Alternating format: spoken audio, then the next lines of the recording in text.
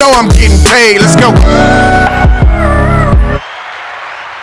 What's going on, family? This is Dr. J. Taylor Jacobs, and this is the Private Banker Society podcast. What's up with it? We got Nick right here to the right now. We got Ig, aka Nas. You don't want to meet Nas. Don't want to meet him. And then we got Mogul. What's up, Mowgli? Yes, let's make this thing work. There you go. Hey. So his smile is blinding the camera. That's what it is. So when it comes to this show, in case you are new, this show is to bring marketing, business, finance, life, family, everything together in a cool, explosive way and easy for you to kind of grasp and understand.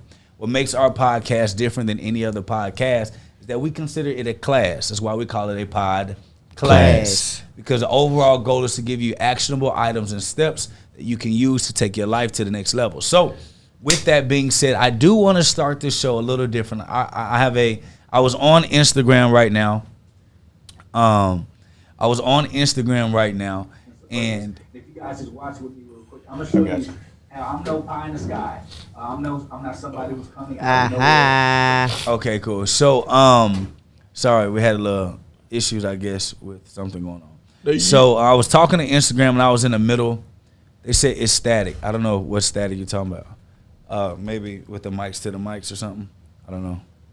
Y'all good on IG? So I'm talking on Instagram and I was telling them a story about me in counseling this maybe 2 weeks ago. Some kind of revelations that I kind of figured out. And I was talking about the difficulties that I've run into personally for my business. And what I mean by personally for my business, I mean that every time I've ran a business or tried to run this business without God, God shows me what it means to have a business without him. It's hard. And one thing that I will tell you is that we've made lots of money. We've cash flowed tons, over $25 million, within a 7-year period of me, building this business. Started at, 24, 25. I'll be 32 June 21st. We $28.8 million company portfolio that we've been blessed to be able to acquire and grow debt-free, investor-free. Well, now we have investors, but prior to that, investor-free. Now, what I will tell you is this.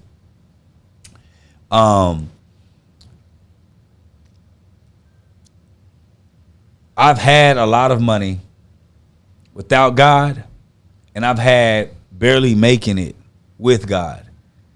And there is a peace that you get when you're doing things operating the way God intended. So I was in counseling, 2 weeks ago. And my counselor left me with this. She said, Jake, I don't know how you're going to take this, but I feel like I got to leave you with this. She said, get back to doing business how you did in the beginning before everything blew up. And God will restore everything that you thought that you lost times 10. And, at the time, she didn't follow me during this period of doing what I did prior to because she didn't know. Mm-hmm. So what she meant was, I used to tell people all the time, my business is my ministry. Yep. You say this all the time, my business is my ministry. And my goal is to use business to bring people closer to God. And at some point, I stopped using business to bring people to God and start using God to bring people to business. Yeah. And full transparency. And so you're using these analogies and these scriptures and these other things with good intentions, but it's being used not in the correct way, essentially, to get people into your business versus business into God. And God began to show. And so I remember anybody that knows me, there was a point in time in my life where I preached every Sunday at church. And so I was really, really, really focused in ministry, right? Well, things happen, but I was really focused in ministry. And I told God, I said, I cannot proclaim your word. I can't go around telling everybody how good God is. I can't parade around talking about how amazing God has transformed and changed my life if I'm broke, busted, and disgusted. And I told him, I said, I'm sorry. I'm not going to be teaching people. I'm not going to be talking to people about your word, about how prosperous it is and overflowing it is and double portion and all these good isms about how great you are, when honestly I have never experienced what overflow is. Right. I grew up poor. So our overflow was, hey, we got a pantry full. I didn't get to experience this type of love and abundance that scripture says is our birthright. I didn't get to, the wealth of the righteous is stored up in the hands of the wicked. I didn't know how to get there. So God, I don't want to be the guy that's talking about who God is and I'm broke, busted, and disgusted. I want to be able to serve people and help them, but I got to be taken care of financially. I literally told God this, I promise y'all.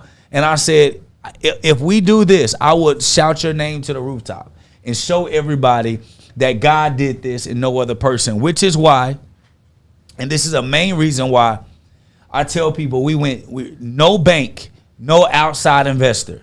I lied.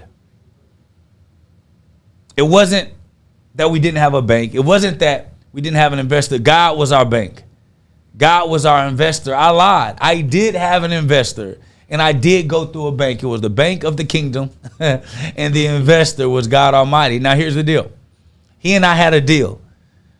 I said, God, if you help me take care of myself financially, I will show everybody and make sure that they understand that you can get anything you want in this life without ever having to be in debt to anyone, without ever having to be anyone's bitch, and without having to, do all this other stuff these quote unquote gurus talk about. I want to talk about the abundance of how you were the one to get us there. Now, what happened was somewhere along the line, I start thinking it was me who was doing what he was allowing me to do. Well, I'm the one that's waking up. I'm the one who doing this. So we getting this proof. God is showing and telling. The range, the Rolls Royce, the cars, the cash past your imagination. I'm talking about making more money I've ever seen in my life. But I'm getting further and further away from God, getting more consumed in myself. I'm having anxiety spells. I'm passing out. I have no peace. I don't trust anyone. I'm paranoid, and I don't realize I've traded away my peace for vanity of being pushed up front like I'm the guy. Right. So I negotiated with God that I will make him the forefront of the world when in truth, I put myself forward first and God second. So you know what God did in gangster-like fashion? God said, okay, this was just you, big dog. I'm going to take it back from you. And we're going to see what you do. Right. And the funny story is what I did. I went back to what I did in the beginning. I got back on my face. I got back on my knees, and I understood and I learned from my experiences. But the point that I'm making is this. God gave me a digital download. He said, you broke our agreement. He said, you told me that if I did this, that you would do that. And because you did not, I'm taking it back. Isn't that crazy? Mm-hmm. He said, I'm going to take back until you decide to hold up your end of the bargain. It is still yours. I'm still willing to work with you. But until you decide to uphold your end of the bargain, I'm not going to give you everything you desire. He said, if you thought that what I gave you was something, it was a taste. Yeah. Of what your life would look like if you finally decided to give everything that you said that you would to me. So I did.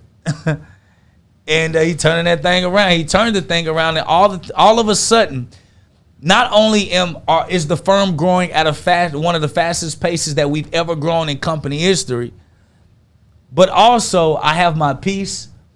I got my sanity. I got my comfort. And I said all that to say this before we jump off the show. If you ever have a question, get the money or chase God, always chase God. Because if you chase God the way the scripture entails, you would always have the money. Let's kick off the show. Let's go. All right. I'm glad you guys are here. Dr. Jake had a phenomenal story to tell you guys. I hope we got you motivated to learn today.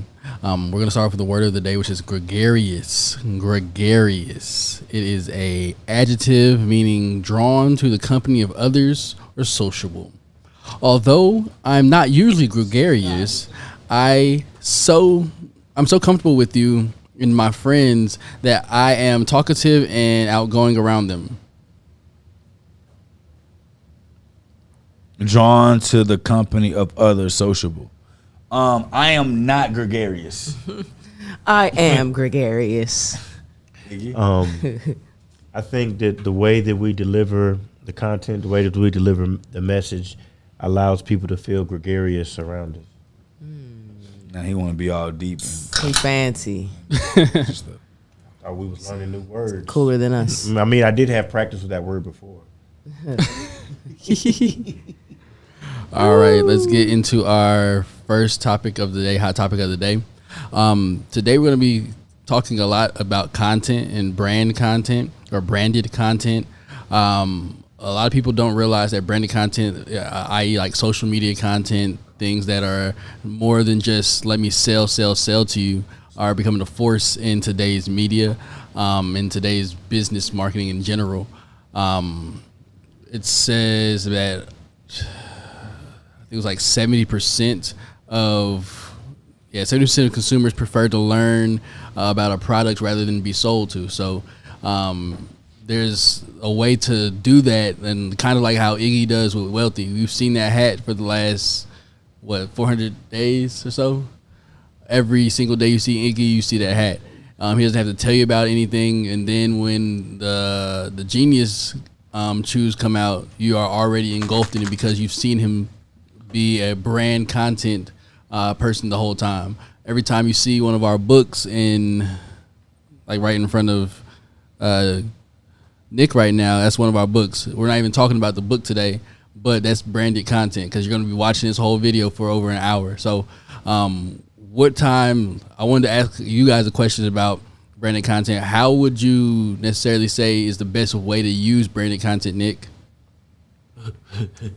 The best way to use it? Mm-hmm. There's many ways to use branded content.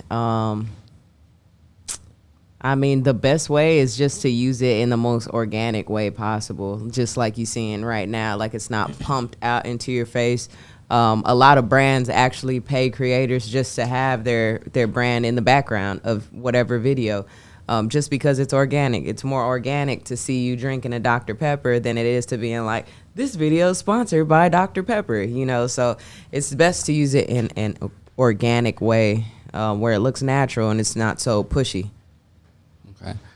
And Dr. Jake, when I first met you, you were wearing a vest with the logo on it. Yeah. When did you get it? Like, what made you start doing that? Was it something that you knew about branded content, or you just wanted to wear your brand? Well, to be honest, the reason why I was wearing the branded gear all the time was because I was cash illiquid. And so versus trying to figure out the coolest thing to wear, or trying to figure out, did I wear the same thing over and over again? I figured if I had polos, dress shirts, and shirts and stuff that had the brand on it, nobody would question me wearing it multiple times over. That's just the truth. Right. But then as I began to realize what the exposure and educated myself and getting better at it, I began to realize that that logo breeds comfortability and trust. That brand of who the company or the product represents builds that trust, that credibility, as Iggy says, that goodwill credit in the marketplace. And marketing drives sales. So those are two different things. Branding is for trust. Marketing is for sales. And the biggest thing that we tell people all the time, and not too many people actually follow through with the exact plan, because we think that business all the time is about just going and getting sales. But most people struggle in business because they don't follow a blueprint. And if they get a blueprint, they think that I need to do something else because this blueprint doesn't make sense. So for an example, we tell people all the time, when you're launching a product or a business or anything from scratch, give it a 12-month runway of just talking about the brand, talking about the product to generate trust and credibility with the brand. So when you drop the product, you can make more money on the launch day than you ever could have the first 12 months.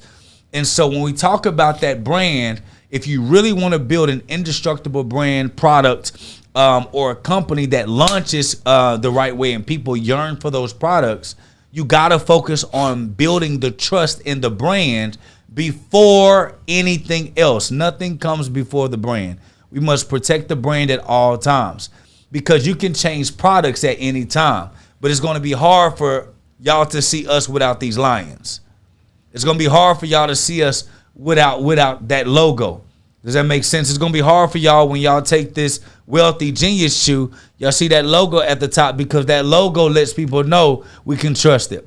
It's integrity behind it. They handle their business. And no matter what company we acquire or buy, if you see our logo on it, that's going to breed trust in the marketplace. And so branding is important for trust. Marketing is used to drive sales. And now, Iggy, going back to you wearing your hat for every day, every outfit for a year, what made you do that? How'd you come up with that idea? So when it comes to marketing and branding, one of the biggest aspects of it is psychology. So I know that when people become familiar with something, it's a lot easier for them to, like Dr. Jake said, it's a lot easier for them to trust it. So without talking about it, without having to say anything about it, just consistently wearing it, I knew would bring attention. Also, I wanted to test the brand in the marketplace. I wanted to see if people would ask me questions about it. I wanted to see what people's response would be to consistently seeing it. Would they want the hat? Would they ask questions about what it means? And with that, I'm able to get feedback from the marketplace. I'm able to understand what the market is feeling about the brand itself, and then consistently delivering that information to them, then associating it with good quality content, associating that with good information, associating that with helping people move forward consistently. Then whenever I did attach a product to the brand, then it would already kind of have a vein to flow through already that had been built up. It already would have trust attached and associated with it to be able to build up. So just understanding psychology, understanding how people think and what that process looks like in order for them to build trust, in order for them to make a purchasing or a buying decision. I wanted to build that trust up first. And then also, we're really, really big on case studies. So I wanted to be able to prove it in the marketplace and, know exactly what it is I did so that I could show other people how to go out and kind of take that same approach when they're launching products, services, businesses, brands. That's dope, man. Let's go into our next segment, which is Straight Facts. We are in the business of acquisition and mergers. So I thought this would be a cool straight fact. Unilever, which is one of the strongest, biggest companies in the world, has, in its mergers and acquisition, owns over 400 different companies. So they don't have to just build it from scratch. They just go buy it. What is Unilever? What do they? Who are they? What did they start as? I can look that up, but they basically own like all the food products, like all the what's those things? Food products. I know who that is. Y'all, Mogo did half. He did half ASS research today. I did not. He has been in 9 departments today though. He's working. But now let's get to our next segment, which is the business analysis of the day. Do you want to start with the video? Hold on. Don't be trying to move on. I'm trying to find what Unilever, what's it called? Unilever? Huh? Unilever. They trying to move on. According to Burna Boy, they also own Nigeria. Got to be more careful. Own? All right, so yes. Unilever started on producing soap. So Unilever started off as a soap company. They produced and created soap. Then that 5 years later in 1890, they did some with margarine. It's French or something. Then they merged. Oh, Lever, the company used to be called just Lever Brothers. Then Lever Brothers bought Margarine Uni. and they merged, which created Unilever in 1930. Yep. Then Unilever, as a merger, y'all, Unilever expanded its operations globally and introduced new products such as ice cream and tea. So they started off soap and then did a merger between one company and the other. Then they dropped another product 20 years later called with ice cream and tea. Then they acquired a personal care business and Lipton tea. Lipton, the company for beverages. Then in 1970s, then in 1990s, they undergo significant restructuring, focusing on core brands, and then it kind of goes on and on and on. So You remember the soap name? Iggy just said. 2000. Remember Lever 2000? I used to use that. Yeah. So in case you all don't know, in case y'all haven't realized kind of what we've been putting down in the book, can you send me Buy, Build, Sell, Repeat right there? The shiny one. The one by Jake Taylor and Ignacio.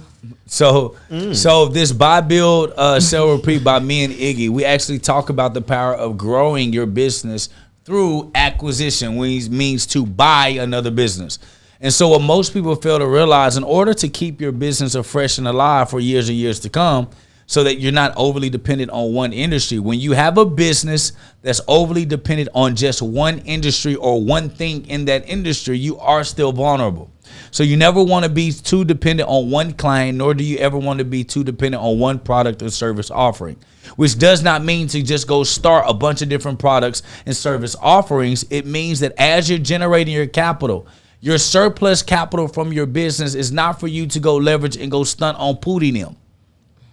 Okay, your surplus capital is used to be able to anchor the thing that actually generated you that capital in the first place. Don't make the mistakes that I made. As soon as we made some stupid surplus, I was in the bag. However, I also did invest that money to buy businesses, which actually stabilized us when we went through one of the hardest times of our business history. So what I'm stating is, when we're talking about growing your business and keeping your business alive, using all that cash to just go splurge and stunt for clothes that's just going to be in your closet that you're going to forget that you have the tag on it makes no sense when you could have bought out your competitor for pennies on a dollar when they were going out of business. See, these are things that we have to start thinking about that keeps us alive. So just imagine, Unilever started off just as a soap brand, which ended up being an international brand.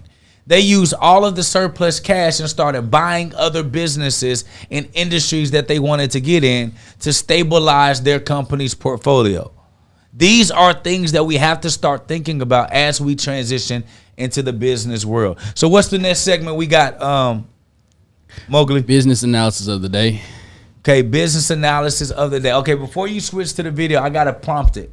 Yesterday or the day before yesterday, I think it was yesterday, I came across an old video on YouTube. Now, what's funny is I tell people, I took social media serious February 2020, and that's when everything blew up. That is true. But I did try to do social media before. I just sucked at it. I didn't give it enough time. I didn't really take it serious or have any respect for this marketing machine that it is. And I just stopped. Now, I saw a video that I did 5 or 6 years ago. This is in 2017. 2017, this is 6 years ago. I did this video. I was 25 at the time. I'm currently 31. So in this year, when I was 25 years old, y'all know Dr. Jake keep the receipts. It's a lot of people that's just internet rich. They got wealth. They got successful, Iggy. And Nick, just off this internet.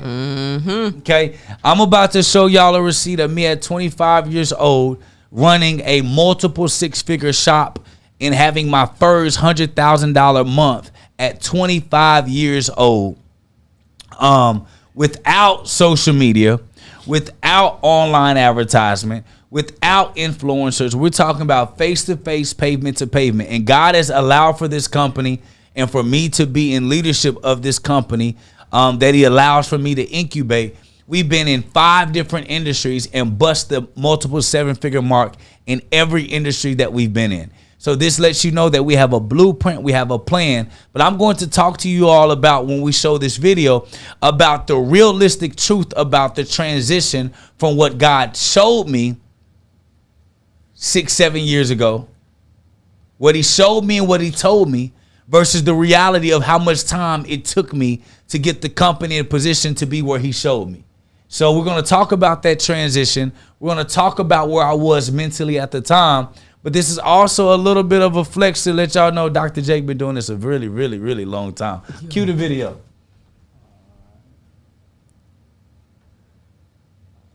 Hey, hold on 1 second. If you're on IG and you want to see this video that I'm about to show of the receipts of Dr. Jake at 25 years old, you need to comment show in the comments. Comment show in the comments, and then it's going to DM you a link to the actual live show so that you all can watch this video that we have coming up on the YouTube. You can go ahead and cue it.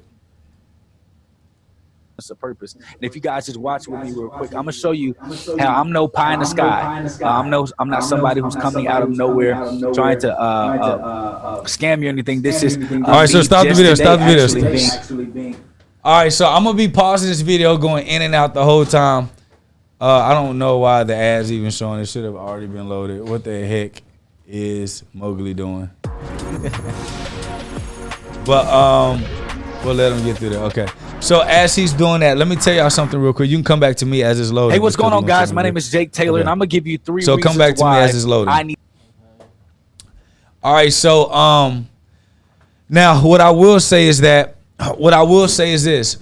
Y'all are about to see me before the quote unquote confidence that y'all see I have now, but all of the general principles I teach y'all now is exactly what I was teaching then. The only difference is time and experience has been able to prove my thesis. So the Jake that y'all are about to see is a Jake that was just a year prior to crossing 7 figures for the first time at 26 years old. Y'all are seeing me stutter. Y'all are going to see me kind of, banter a little bit, just, be random with words. But y'all see a difference. And I'm going to talk to you all about the process, why we made the transition, what I was thinking at the time, and also how long it's taken for the market to accept us as a consulting firm. Go ahead.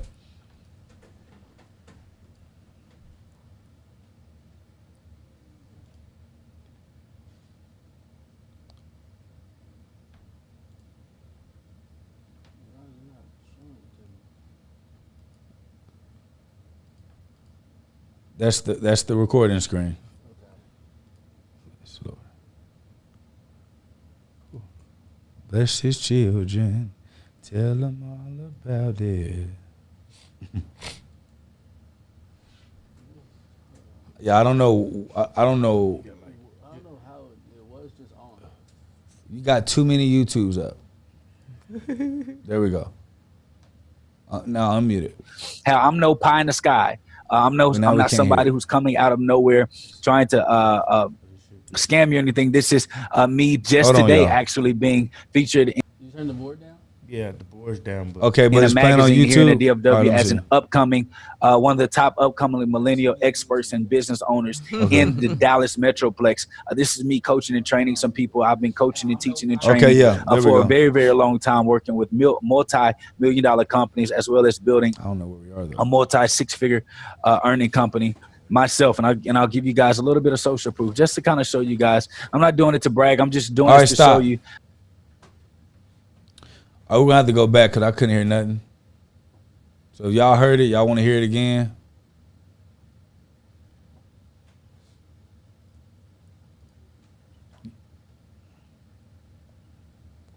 Y'all know this is a live show now. It ain't going to be perfect. We want to show y'all it ain't nothing perfect. These people be playing. All right, let's go. Play.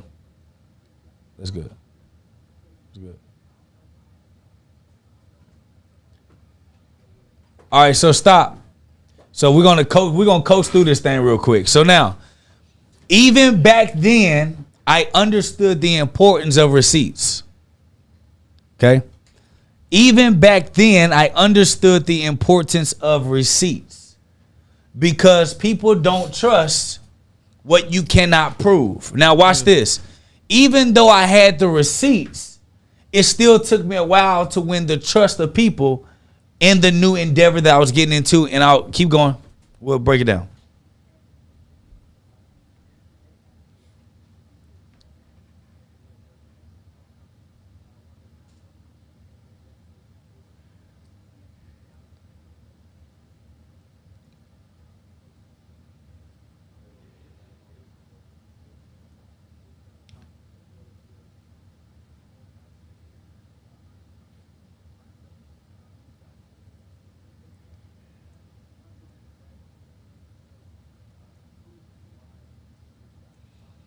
All right, so stop.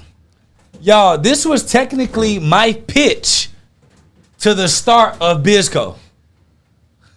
Like, this was my pitch to the start of BizCo. Okay? So, y'all see how rusty I am. Y'all see how, even with the proof, I'm still nervous. Yeah. I don't have the same authority and confidence that I speak right now. They said they can't hear it now. I don't know what's going on. Maybe we turn it back up. Hold on one second. Y'all couldn't hear none of the video?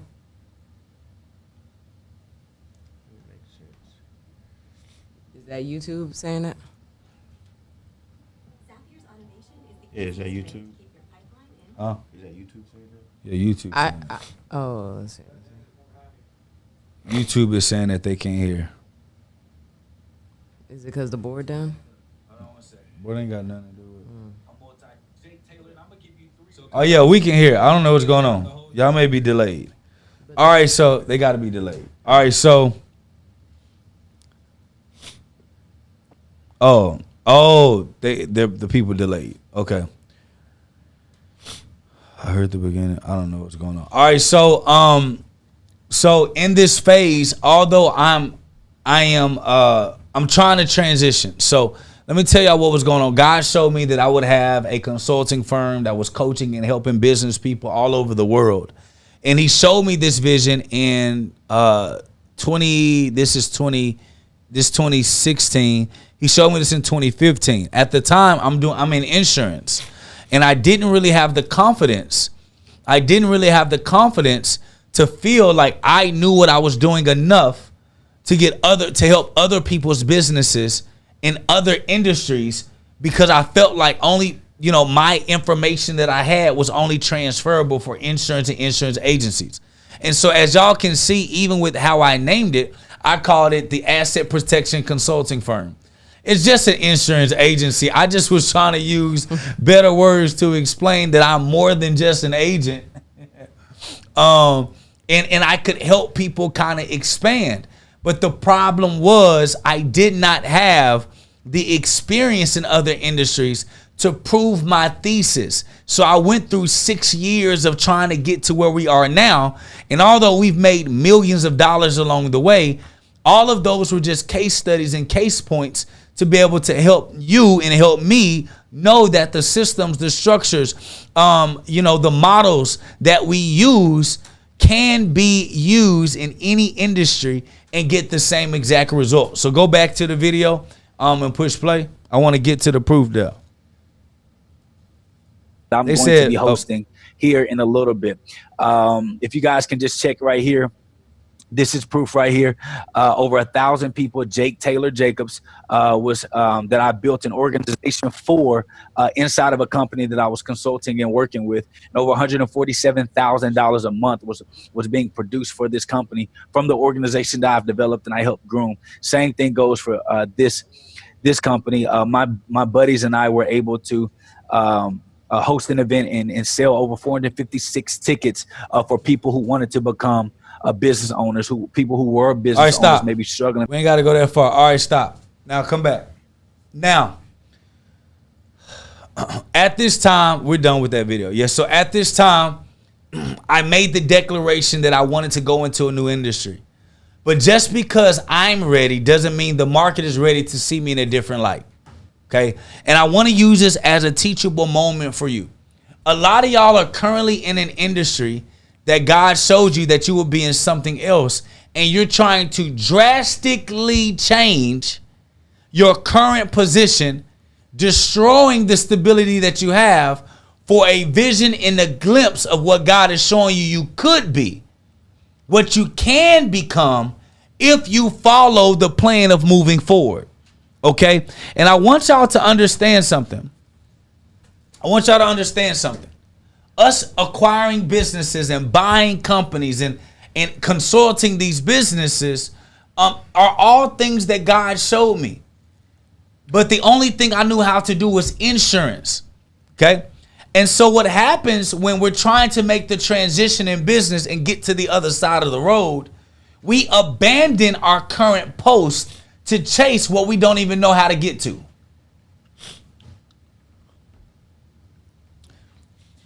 Let me hit you again. Yes. A lot of times when God gives you a glimpse of what your future is going to be, we abandon our current post, our current job, our current opportunity, our current thing. We abandon that to chase something that God didn't even give us the exact directions to. Just because God shows you a vision doesn't mean that you need to drop everything then. It's giving you hope that where you currently are won't be where you stay. Mm-hmm. So what did I do? How did I learn this lesson? I was in the insurance game and I was like, damn, God showed me that we will be this big consulting firm. And we're going to be teaching people with courses and education programs. Y'all saw the stats. This was in 2017. Crazy. Iggy, what you say about the receipts? Hey, man, you guys should show them, brother. So you guys to have them. So when y'all saw the ABS Institutes, when y'all saw the BWO, when y'all saw the FBC, when y'all see the Private Bankers Society, please understand it started with Transformation U when Dr. Jake Taylor Jacobs, who had already made more money than most people fake and flaunt online, couldn't even get one person to join his consulting company as a client and couldn't get one person to become a student in his business education program. Let's go. So imagine being a young person or established entrepreneur that's doing $30,000 a month and you don't know how to get people into your program or into your consulting take your consulting services. And a lot of y'all are quitting because God showed you something and you didn't make it yet. Let me tell you something. It took David damn near 30 years to become the king that God sent Samuel to anoint him on. Samuel anointed David between the ages of 7 and 11. You will be the next king of Israel. David didn't become king until 30s, 40s.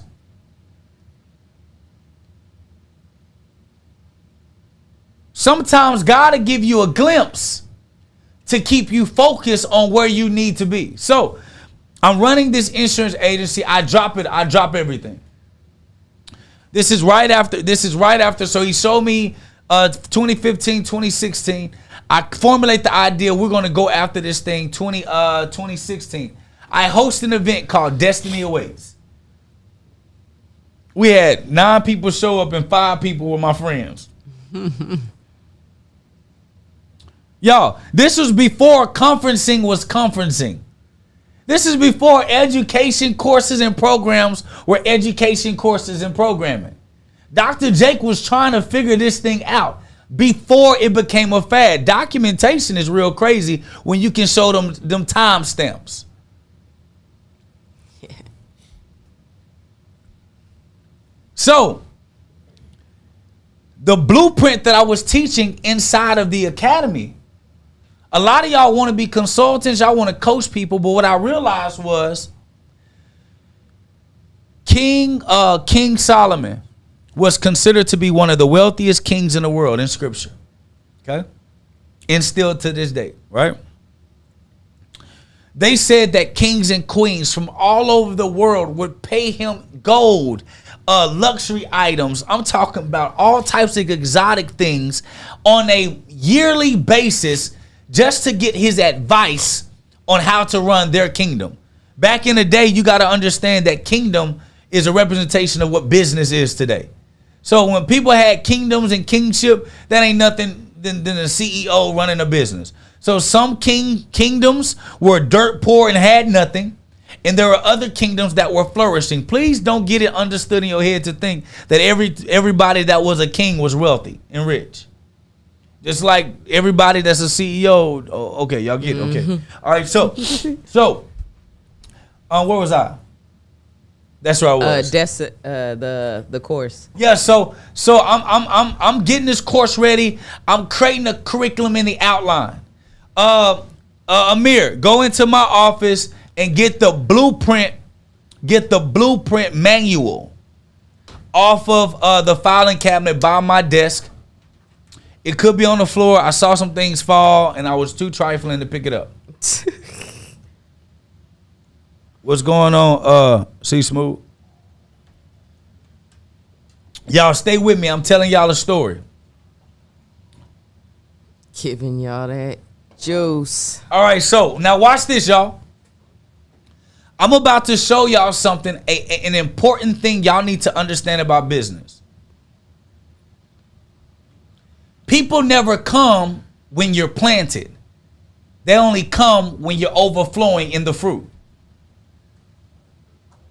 So a lot of y'all, God has planted the seed of abundance, success, knowledge, wisdom already in you. And you mad because nobody can see you. It's because you're still planted. And it's not until you can show and prove in the light that people will come to you for what you can deliver. So a lot of us are looking for notoriety when we're still planted, and we're hating on people that it's their time to shine. So let me show you something. I created this curriculum. It was called the Blueprint, Purpose to Profit. Okay? This blueprint right here. Right here. And I wanted to coach and consult people on it, Nick and Iggy. I was like, man, I got the blueprint. I know how to take companies from 0 to 7 figures. And although I only know insurance, I know it can be transferable to other industries. Mm-hmm. Now, just because I have the feeling doesn't mean it's accurate or it's true. So I'm going around, I'm trying to tell people like, yo, I can help grow your business. When in fact, I didn't really think I could, because I thought I was only good at insurance too. But I remember what God showed me.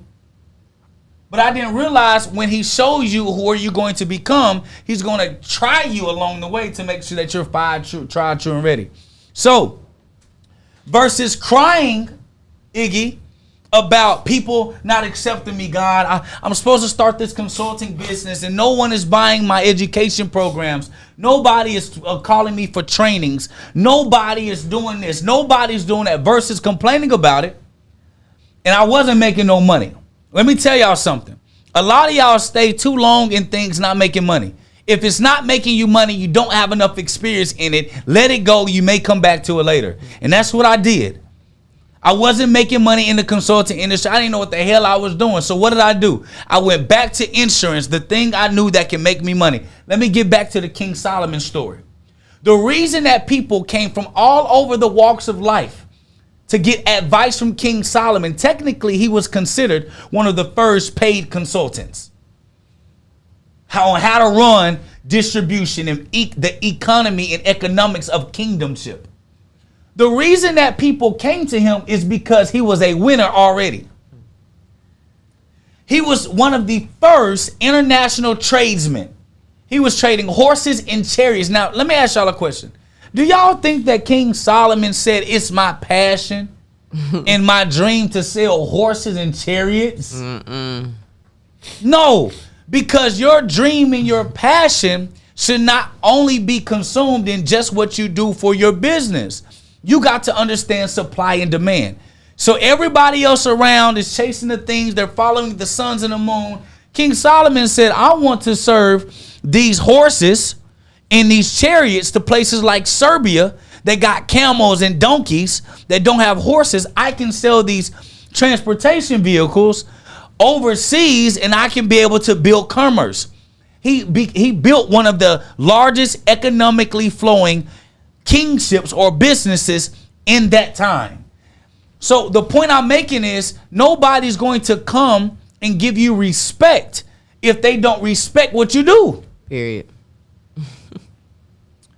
So I said, you know what, Jake? Nobody's coming to me right now. Ain't nobody knocking on my door saying, Jake, I want to work with you. It's too hard to, so I'm going to go back to the thing I know, insurance. Because guess what? Although Samuel told David that he would be next to become king, David didn't go from the shepherd, the sheep field straight to the kingdom. He went back where he came from. So Samuel came and said, you're going to be the next king. David and his folks said, okay, I'm next king. What do I do next? Samuel said, go back to herding the sheep. And a lot of us don't want to go back to that herding the sheep because God gave you a vision and you too good to do the thing you was doing before. Mm-hmm. Not knowing that God is going to use the thing that you were doing before to give you the training and to propel you to where you need to be. So guess what? I went back to insurance. And I said, you know what? I haven't crossed $1 million yet. Now let me cross $1 million. I made $100,000 in a month by 25. Now I want to make $1 million in a year. I want to revenue $1 million in a year because then I'll be validated. So the second year, we made it. We crossed the mill when I was 26. I'm like, all right, God. So now Transformation U is going to take off. I'm ready. I got enough experience. God, like, nope, go back to the field. Now everybody's like, I'm like, yo, how am I going to make this transition from selling insurance, life insurance policies that people don't even like, to entrepreneurship, to get entrepreneurs to see me more than just as an agent, to see me as something that was bigger and greater. I can help them with more things. How can they see that? God say, figure it out. Figure out a way to take what you're currently doing to impact where you want to go. Let's go. I'm gonna repeat that for you.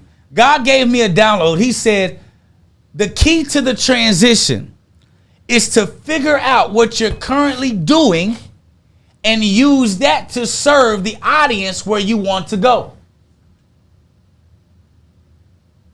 Now, Jake, what's that mean? That means that your current circumstance, your current career experiences, your current skill sets that you have are enough for you to figure out a way to provide a service to people that need it, make the capital that can put you in a position to get you to the next place on the chessboard. Yeah. So what did I do? I went back to the field. I got really good. We crossed the million. I'm back at it. I'm like, okay, you know, is it time yet? God like, no, keep going. You need to become the best at the thing that you do first. When you become the best at what you do first, find a way to start servicing your clientele that you want and become the best at that. It'll be easier for you to start slowly making a transition. And a lot of us want to become the best at something else when you never maximize where you currently were. Is this church or this a business? Man, it's both of them. Okay, this business church. So let me tell you something. Everybody always talks about King David and how he went from being a shepherd boy to killing Goliath to being in the kingdom. But the one thing they fail to realize is that King David was the best at everything he did at every position. And the problem that a lot of us have in business is that we think that the current role that we're in, when you get to the role you want, all of a sudden you can turn on the switch. That's why they say when I see a winner, I know a winner, because winners know winners. So the thing that people failed to realize was that David was top of his class in everything that he did. He was the top shepherd boy. Then he became the top soldier. He also was the top musician player in his region. He also was a top number 2 man. He also was the top captain. And so when you got a pedigree of winning along your way to the place where God wants you, guess what? It's going to be easy for you to bring the culture of winning when you've been winning the entire time. If you're going to be a janitor, God damn it, be the best janitor that you could ever be on this side of the company. and then become the best janitor of the entire company, and then become the best janitor in your city, and then open up a company and become the best janitor in your state, then open up the companies and keep going and become the best janitor in your nation. And when you are the best at what you do, it's easy for you to transition because you have mastered step one of where God wants you. Wherever God called you, you need to stay there and master where he called you before you move. God will call you, you want to move before you master where you were. Now, if this is too churchy for you, so what? So what? Because people want to know, Iggy, how we did it. And we did it with the principles of God.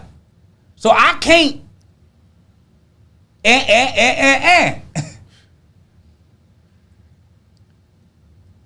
So master where you are, because what you have there is what you're going to need to the next level. Now, let me tell you what happened. So I'm like, okay, God, is it time for me to move to the next phase? He said, you haven't mastered where you are. I'm like, okay, well, how can I use insurance to service the next industry, the real place I want to go? I want to help entrepreneurs. So how can insurance help entrepreneurs? And that's when I got to the other side of business insurance. Then I started looking at. Did I spit on you? Almost. Sorry. I've seen it. I was like, oh, I was trying to catch it. Like, seen goddamn, that motherfucker went. I seen it. So what happened? So what happened was, I said, okay, God, if I got to, leadership is about resourcefulness, not being just having resources. Right. So how can I use, God, what you already have put me in to position me where I want to go? Because clearly there is some weapons and some tools I can use here. God said, you didn't become the best salesman. You didn't become the best at leading a team. You didn't become the best at training and duplication, and you didn't become the best. How are you going to want to teach training and consulting when you don't even know how to properly train your agents where you currently are? I said, I see what you're doing. So I began to train my agents to be mirror images of me to duplicate me. He said, that's the process. So a lot of you are looking for a mentor to give you certain skills that your current position can teach you if you open your eyes to the training ground that you're currently on. The fellas were talking when we was watching the game. And one of our associates, he said, I wish our basketball coaches told us the benefits of running versus using it as a punishment. If they told us running will give you more playing time because you won't be so tired. If you won't be so tired, you won't gas out early. Don't gas out early, you can play longer and get more points. Everybody would have been running in. But when you use conditioning as a punishment, we don't want to do the thing that's good for us, because it is associated with punishment. See, when you associate that job or that current position that you're in as punishment, you won't find the true training, the blessings and the lessons with where you currently are. Yeah. Perspective. So you're looking all around when all the skill sets you need to learn are right there. So God say, master where you are. I said, okay. How can I service insurance to the entrepreneurial world? Then I start thinking of, okay, what do wealthy people, how do they use insurance? Maybe I can boom. Found Nelson Nash, Infinite Banking. This don't really cater to my folk. This got some, white people language. No offense if you white now, y'all got a different language.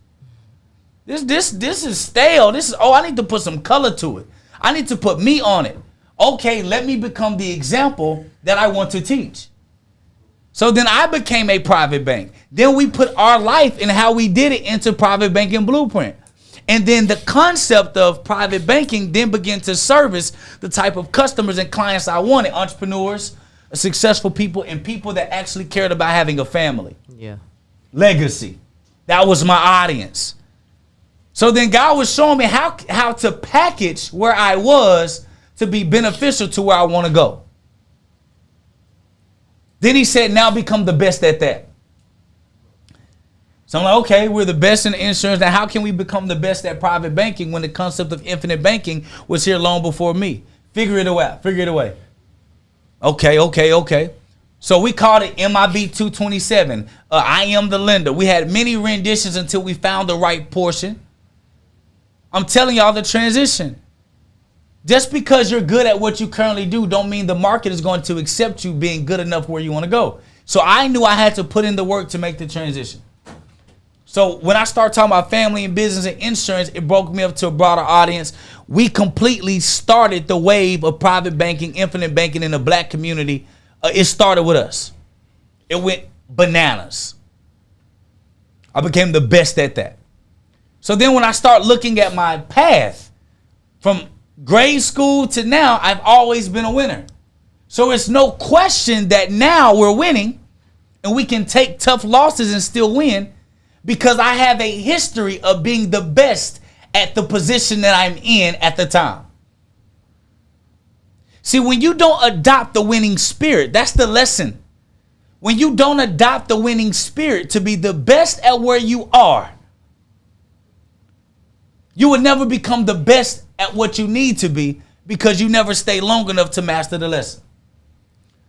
So then we helping entrepreneurs. I'm like, okay, this is my chance. I can start dibbling dabble. Long story short, that whole insurance thing that I hated doing became the primary financer for all the businesses that we acquired and that we bought out. Now we're completely transitioning out the insurance industry. And everything that I thought was nothing was the number one financer of the life and the business that we have now.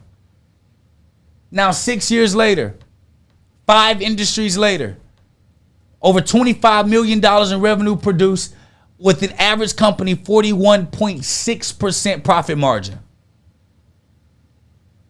No debt. Now we're in a position in our career where people look to us for answers. They look to us for results. They come to us because we're the best. But it took me 6 years to get here. Yeah.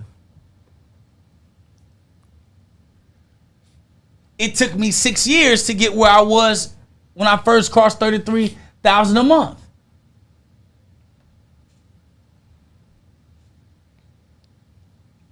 So when you look in perspective,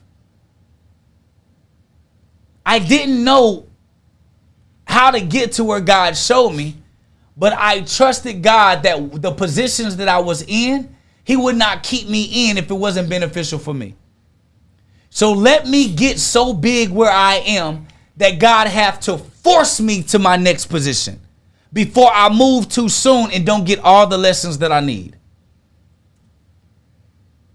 So if I were to give y'all a business analysis, what I would say is stop jumping ship before you get all you need.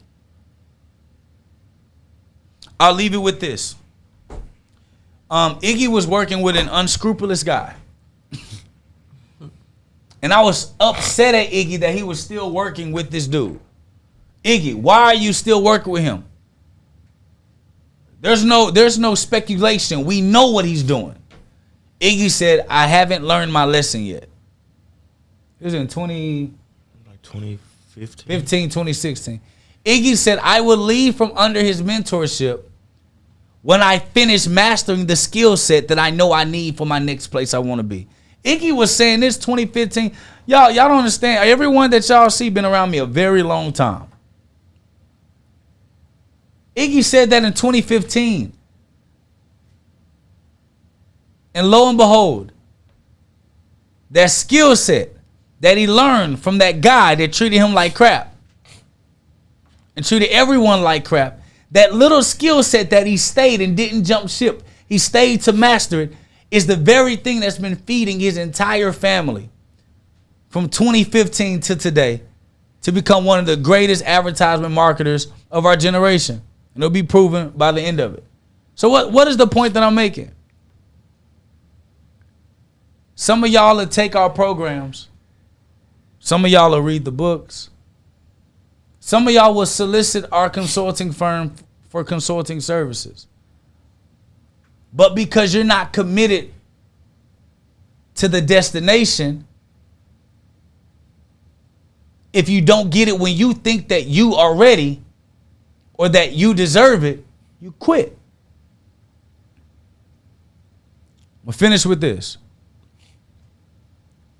You cannot spell destiny without first putting destination in there. You cannot get to your destiny without a destination. Where are you going? And are you maximizing where you are at the time? Your passion is the fuel that excites you. You can always get excited at a gas station, just like a car. When you run out of gas, what do, Iggy? You go to the gas station. Mm-hmm. So when your passion is running out, that's when you go to an event. That's when you go to a networking event. That's when you go and get mentorship to get gas back up, to get excited again, to continue to move your mission. Your vehicle is your purpose. Now, a lot of people say that purpose is the end result. I've never seen anyone that have a home purposely sleep in the car. The purpose is a vehicle that changes when your destination does. Going up the street, it may be more efficient for me to ride a bike. Going 40 miles down the road, it may be more efficient for me to get in the car. Going across overseas is going to be more efficient for me to change the vehicle, because the destination and how to get there has changed. So your purpose is a vehicle that you maximize at the time that you're in it. Think about your purpose. How many cars have you had to this moment? Each car, you drove it to the max, pushed it to the limit.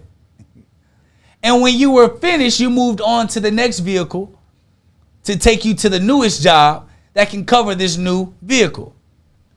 So on your journey to your destination, your passion, your excitement fuels your purpose, your vehicle at the time. Insurance was my vehicle at the time. That was supposed to get me as far down the road as it could. And when the vehicle is time to get out, I've driven it as far as I can. I get into a new vehicle, a new opportunity, a new thing, and I drive that to the max until the next time. So my passion fuels my purpose. My purpose gets me to my destination. And I change my purpose vehicle when my destination changes. This is what we got to remember when we're running a business. This is what we got to remember as we're processing and as we're growing. But the biggest thing that we must make sure that we sit on is that God, if God shows you, He's not going to give it to you until He knows that He can trust you and you hold it.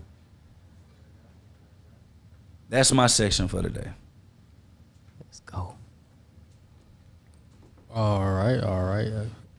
We're going to go into our next portion, which is Smash or Pass or Would You Rather. Would you rather have a highly talented team with diverse skills but difficult personalities, or a team with average skills but exceptional teamwork and synergy? Start with Iggy. Exceptional teamwork and synergy, because it don't matter.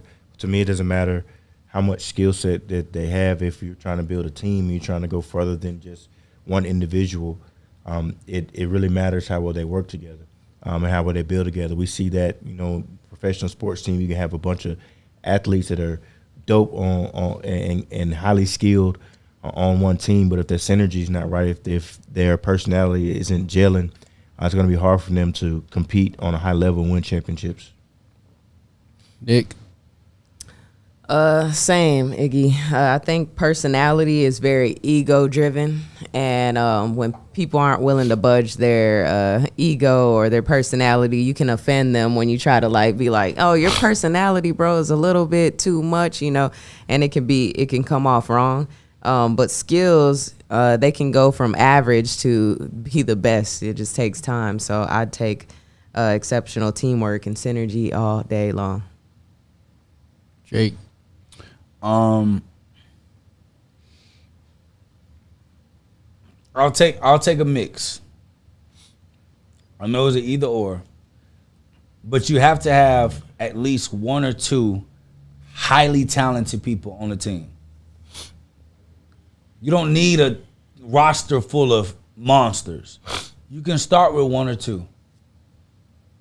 And then you can have the team with synergy, that trust and chemistry. You got to have some people that can put points on the board. You got to have people that can do the impossible, because it galvanizes everyone else to rise to the standard of success that's needed. When you have too many people and everyone thinks that they're the guy or they're the girl, that is a team that is set for destruction. Because nobody's want to take the charge. And if one person takes the charge on, everything shuts down. So what you want one or two highly talented people, and you want to build a team around them. Invest. This is why I tell you, don't be using all your cash from your business.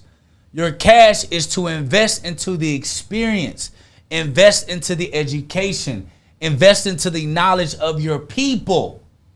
Develop that talent. The odds of developed talent being loyal to you are a lot higher than people that feel like they already had the talent without you. So they can go anywhere. They're going to shop their talent anywhere. Develop these people. Now, what I will tell you, I'm not saying don't get talented people. What I'm saying is get undiscovered talent. They already have the innate ability of capability inside of them. They may just be lacking education, training, belief, and exposure.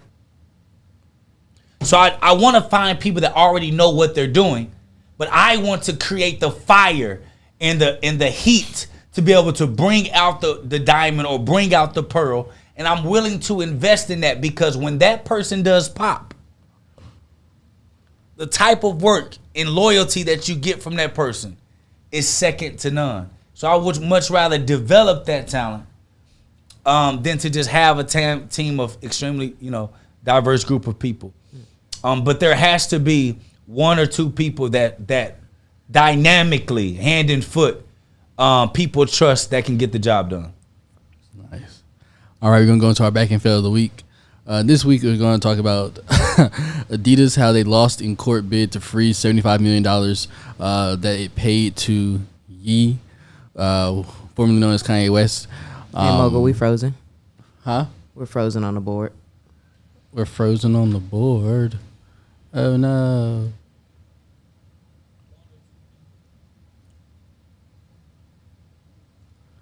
Are we unfrozen now?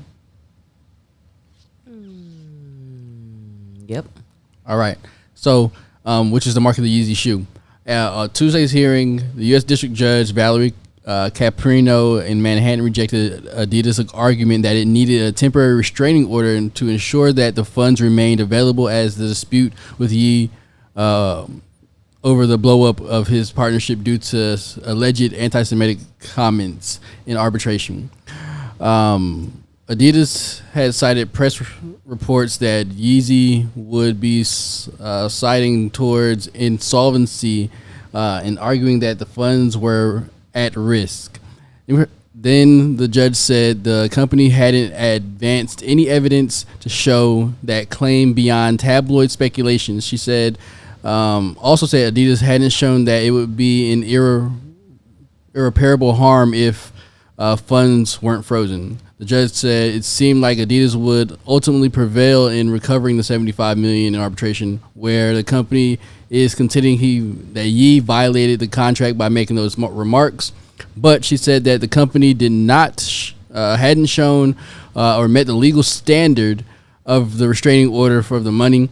At the hearing before the judge on Tuesday, the lawyer for Ye said that the partnership contract called for Ye to receive $100 million a year from Adidas in quarterly installments, and that it's not clear if the $75 million was sought to freeze is a part of the annual payment, but the company claims it's funds that were restricted for marketing purposes. So basically, they were trying not to take the money back from him, that they are forced to pay him in general per contract, and they lost. It's $25 million a quarter. My goodness. Yep, back end fail of the week, Adidas. Stupid. Goofy. All right, and our last but not least, what would you do? So, Jake, I want to have you tell yourself, like your almost 32 self, something that you would tell your 25-year-old self, I guess that would keep you going. Embrace all opportunities. Every loss is an important piece of your development process to the end version of you. And don't let people that have hurt you change your heart. Instead, don't harden your heart. Protect it a little bit more with barriers of resistance in between. Because once you harden your heart, you'll edge away God. And that's a space that you don't want to be. So people will break your heart. People will lie on you. People will do whatever to you. People will use you. But look at those as case studies for what to do and how not to put yourself in certain situations, because a lot of things God will allow to happen to you so that you can learn from it so that it never happens again. How do you know that a sword is sharper in war if you've never been cut by it? So he's going to allow for you to be cut but not to be killed. Use those moments. Don't repeat the same mistakes and never harden your heart. Just protect it a little bit more. And don't be so easily trusting. Nick, same question. What's something that you would tell your 25-year-old self? Be patient and get comfortable being uncomfortable, because you about to be uncomfortable for a long time. And, that's my main thing that I struggle with. So if I would have known a long time ago where I'd be, I'd probably have way more patience. But yeah, just fall in love with the process. Don't rush. Take your time, and keep faith at the forefront. Because you need it. That's right. And Iggy, same question. The worst never happens. No matter no matter how bad you have told yourself that it's gonna be, how many times you've said, okay, you run down all the things that you believe could possibly happen, how bad things can go, the worst never happens. So knowing that you can move forward with a bit more confidence, knowing that no matter how bad it gets, you're going to be able to figure it out, and you're going to be able to move forward, especially with the belief in the faith in God. You're going to be able to move forward and be able to build upon that. But in truth, the worst never happens. Unless you kill somebody, the worst definitely could happen. We talking about with good intentions. I just want to let you know, don't be going out there doing no criminal stuff. Yeah, this is a business, so if you're taking it on some other stuff, that's completely on you. We have no liability. No liability. You said the worst will never happen. Yeah. No liability. Please keep it in context and don't stretch it to nothing else, because we ain't talking about none of that goofy extra. It's business. Iggy, that was really good. The worst never happens. Yes. There's a thing that I heard, don't remember where, but it was like, the only peace that you'll find is in the present. The past brings depression, and the future brings anxiety. Yep. So if you find yourself depressed, it's because you're looking in the rearview mirror too much. If you find yourself anxious, it's because you're too much ahead of the future. We want to stay focused on maximizing right now, which takes me back to the point I made. Be the best at what you do that day. Yeah. This is Give all everything you have that day. And then tomorrow will come. But if I become the best version of myself that day and every day that I can, you cannot say that person is a loser. X. I've never met a loser in life that gave every day the best of everything that they had. So if you are not where you want to be, it's because you're not dying daily. And that's what scripture is saying. To pick up your cross and die daily, which means I should be removing all of the stuff from me today, not celebrating what I did, not anxious about the future, but I am focused and present today, because when the nightfall comes, I will hang up on that cross. I will kill every essence of who I was that day and continue to shed my skin to get better. Absolute point. Great point, Iggy. There's power in the present. You dig. All right, and then let's tell them about our... What you got going tomorrow, Doc? So tomorrow, for those that watch it later is June 14th. So you're watching this past June 14th. It's no longer there. June 14th, I am teaching my Buy, Build, Sell, Repeat class. It is a 5-day business series. It's about 15 or 20 hours of free. It's about 15 to 20 hours of free business training on how to buy businesses. One of the ways to buy businesses, which is buying it with little to no money. I'm going to start that series again tomorrow, starting 7 p.m. Central Standard Time. If you comment on Facebook or Instagram the word class, you'll be able to get a link in your DM so that you can register. If you're on YouTube, go to buybuildsellrepeat.com/class. It's going to be in the caption or the comments or whatever below. So buybuildsellrepeat.com/class. If you're on Instagram or Facebook, comment the word class, you'll get a free link sent to you. And there's, if anybody has been in my class or me and Iggy's class, y'all know we don't do that whole hiding information from you and want you to get the actual class that's going to have the information. No. These 15, 20 hours that you spend with us, we're going to have quizzes. Oh, yeah. We're going to have tests. Oh, yeah. You're going to be challenged. You're going to feel like you spent $5,000, $10,000 in this boot camp, because here's the deal. Our goal isn't to sell you a course. Our goal is to sell you us as a consulting. We want y'all to hire us. So us selling you courses, actually our courses in our distribution are at the lowest of our revenue streams of our company. I just want to be clear on that when I say that. So it is a part of our consulting education strategy, but it's not the strategy that we depend on. So we give you all this information so that you can hire us to help you as a consulting firm, help you do this. So Doc, you told me that you taking a break next month. Oh yeah, I forgot to say that. Oh yeah, so I'm not going to I'm not teaching the class all July. To be honest, I may not teach it for the next 2 or 3 months. I'm not saying that I won't, but I know for a fact July I'm not. So if y'all want to experience this live, this is not a scare tactic. You're just going to have to wait 2 months to get this training again. And so if you want to learn how to buy, build, and sell companies, you want to learn how to grow your business, not from scratch, but grow it through buying businesses. You want to know how we bought a tech company for $500 and made over $2 million on it, and we still own a large majority of the tech company. You want to learn how we did that. You want to be in this class, because we're going to talk about a lot of those things. And if you've already been in our class and you still need to come back to get freshened up to continue to work, you need to do that too. It took us 4 years to buy our first company, but guess what? I'm not telling you you're going to get it done in 6 months either. So if I can get you to buy your first company in 2 years and it took us 4 years, it was a success to me. And last but not least, I want to give a student shout out to Tracy Wilson. Shout out to Tracy. Tracy Wilson is a customer, a client, if you will, that's literally bought all of our books. She's been in the society almost since the beginning of it, which has been about, 6 months? Yes. Iggy?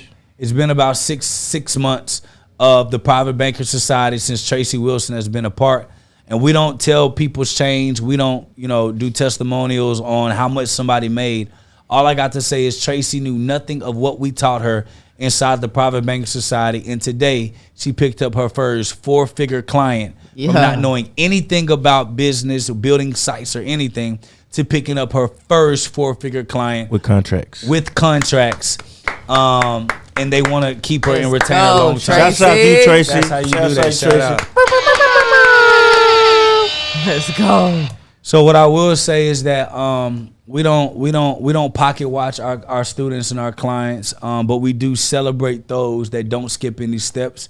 Tracy is not only one of the most active people in the community.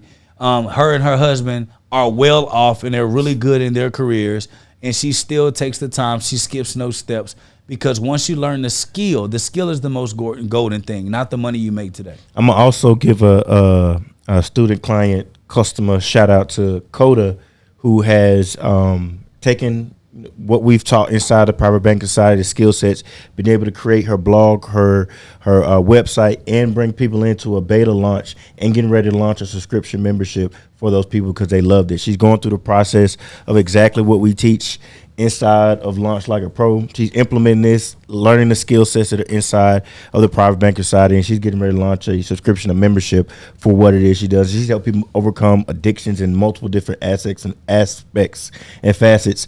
So definitely shouts out to you, Coda, as well. Let's go. Listen, our clients, our students are getting the results. Our cousins, our kingdom cousins, that's like kingdom cousins. Like that KCs. client student stuff.